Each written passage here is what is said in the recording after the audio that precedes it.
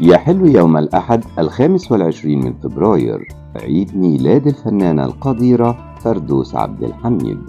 ولدت في محافظة الإسكندرية، وحصلت على بكالوريوس المعهد العالي للفنون المسرحية من قسم التمثيل عام 1969. بدأت حياتها الفنية على خشبة المسرح القومي. قدمت أول مسرحية لها وهي دائرة الطباشير القوقازية، فلفتت الأنظار إلى موهبتها.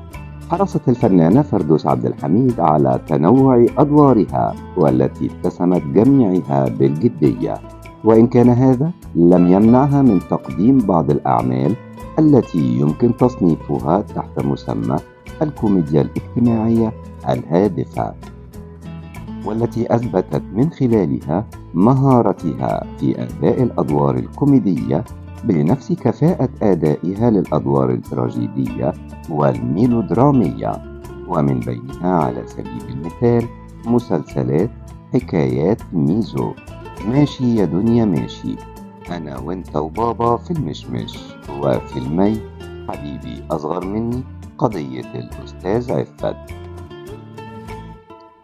أما في السينما فلها تجارب مهمة، فقد كانت أولى مشاركتها السينمائية بفيلم على من نطلق الرصاص عام 1975 من إخراج كمال الشيخ وبطولة سعاد حسني ومحمود ياسين وعزت العلايلي.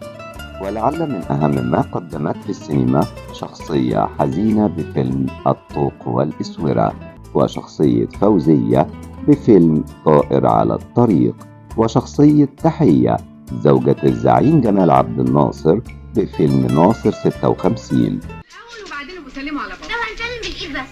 طب بالايد معلش.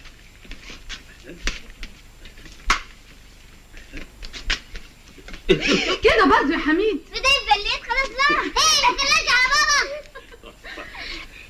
بابا. طب يلا على الحمام. يلا يا استاذ. كده برضه. من غير صوت بالراحة. كل من الواد عبد الحميد. شفت يعمل ايه؟ عمل حركة انقضاض غير متوقعة. انا احب كده. وكذلك شخصيتي زينب وفاطمة بفيلم الجنة تحت قدميها. الفنانة القديرة فردوس عبد الحميد صاحبة تاريخ مميز في الفن، فهي حريصة طوال مشوارها الفني على تقديم أعمال هادفة.